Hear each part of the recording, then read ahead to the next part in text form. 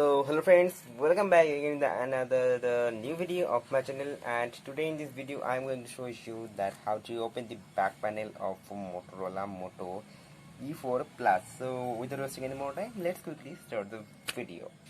So here you can see the my Moto E3 E4 Plus. Here you can see in amazing condition. Let's quickly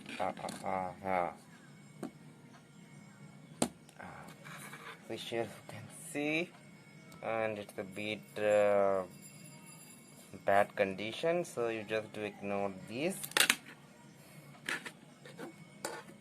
and the volume button already here pops out. And let's move to this, and you can see guys the IMEI numbers.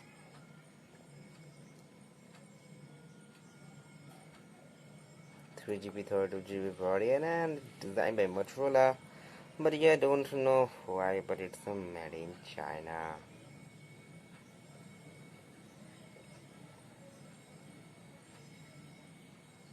So friends, anyway, that's all in this short video. If you enjoyed this video, then give a like, share, subscribe, comment, and follow me now on both Instagram and Twitter if you have not already to get such random updates. Thanks for watching and have a great day.